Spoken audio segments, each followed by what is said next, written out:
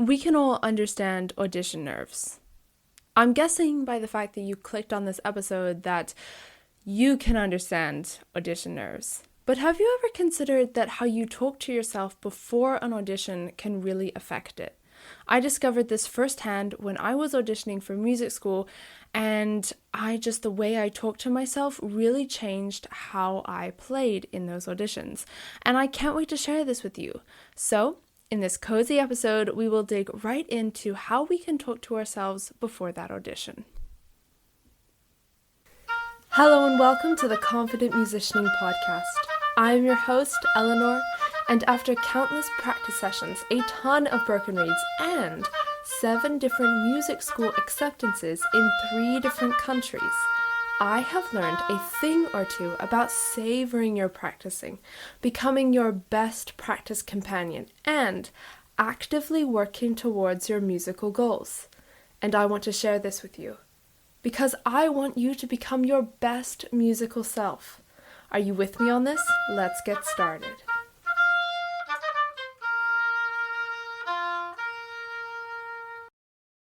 Hey there, friend. I am so excited to be hanging out with you today. It is a snowy day today, and I am bundled up recording this episode.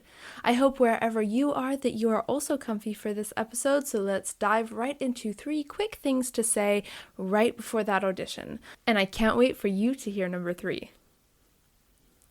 Number 1.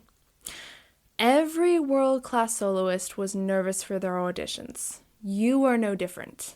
Let me explain. Let's think about your favorite world-class soloist. Okay, do you have them in your head? Okay, now, would you consider them to not be fit for their instrument? Would you think that maybe they aren't actually all that good at their instrument? Not at all. They're the world-class soloist that is in your head right now. That sounds silly. When you think of them, there's no second-hand imposter syndrome. So now think of them at their auditions.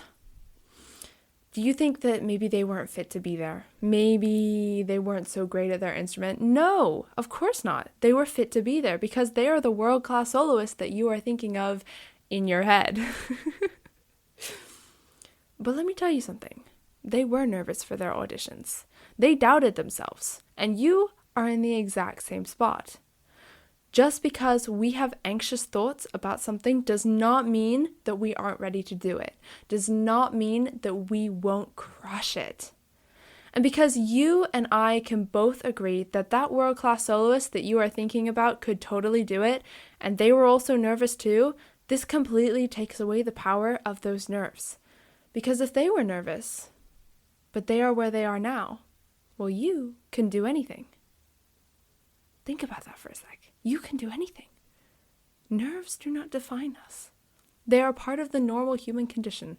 So, you can do anything, my friend. Number 2, the people there want you to do well. Judges and adjudicators and the panel, they're people too. And think about why they decided to be an adjudicator anyway. It's probably not because they absolutely hate it.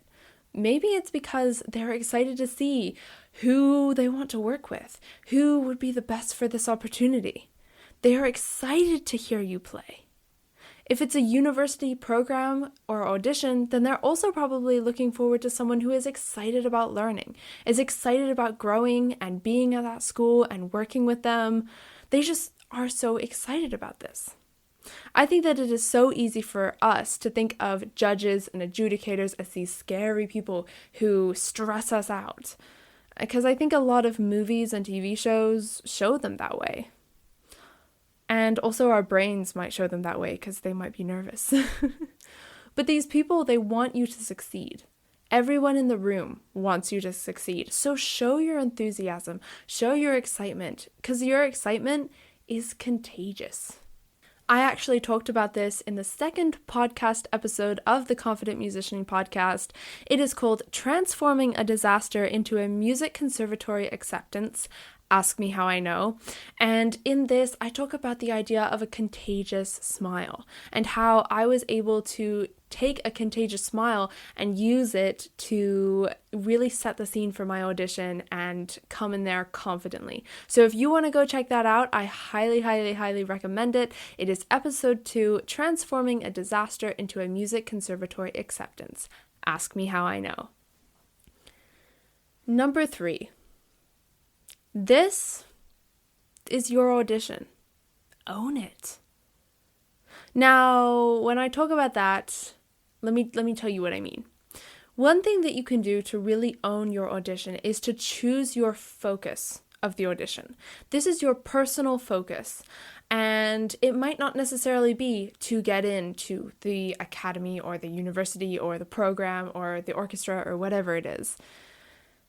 I mean, obviously you want to get in, obviously you want to do well, but think about your personal goal for this audition in respect to your journey as a musician. So let me tell you what I mean. For instance, my personal goal for an audition might be I want to get into this program or this orchestra or whatever it is, but I also want this audition to show me that I can overcome my nerves and I can convey the feeling of the music to the people listening. That is my personal goal for this audition, and it has nothing to do with the actual getting in of the program. That is how you own your audition. So set that goal for yourself. Before you get into an audition, think about what is that personal thing that you want this audition to be for.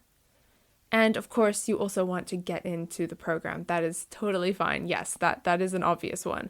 But think about what you want to do specifically with this audition personally. It is so easy to feel like you are on borrowed time for your audition. Oftentimes, it's in a spot that maybe you don't know very well, everything feels rather unfamiliar, and you might feel like you can't take up that much space. But another great way to own that audition is to think about how far you've come to get this audition. Just reflect on all the work you've put in, all the hours of practicing, all of the stuff that you have done to prepare for this audition. That's amazing. And you deserve to be at the audition. So take up space, play your music, hear your sound. It's beautiful. This is your audition and you are the boss of it.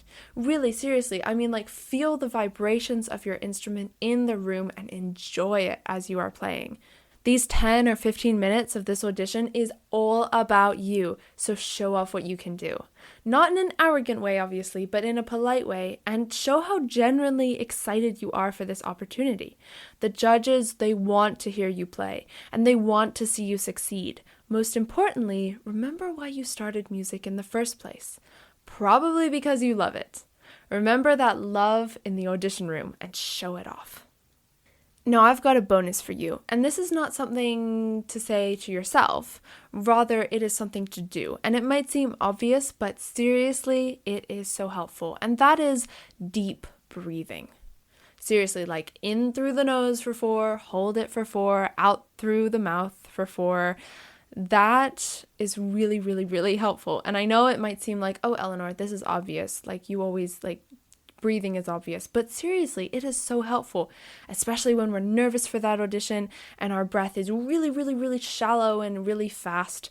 Really taking that time to deep breathe just for maybe even 20, 30 seconds, that can be so beneficial.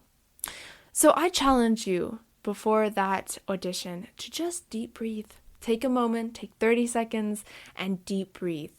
It's really beneficial. All right, let's do a bit of a recap. Number 1, every world-class soloist was nervous for their auditions, and you are no different. Remember that. You are no different. Anxiety is just part of the human condition, right? It's okay to get nervous for auditions because we want to do well. And world-class soloists also get nervous for their auditions as well. So you are no different, and you can totally do this. Number 2, the judges, the adjudicators, the panel, they want you to do well. They really actually do. They want to see the person who makes them excited to teach or makes them excited to work with you. They want you to do well. And number 3, lastly, this is your audition, own it. Remember that you can create little goals for yourself, personal goals in this audition. And you can also just remember how far you've come to get to this audition. Think about all that work that you've put in because you deserve to be there. And then the bonus, we got deep breathing. That is super important. All right, well, that is it for this episode today. Thank you so much for hanging out with me today. That is so lovely of you. I hope that whatever audition you may have, that you absolutely crush it because I am rooting for you. But I hope you have a wonderful day, and I will see you in the next episode. Bye!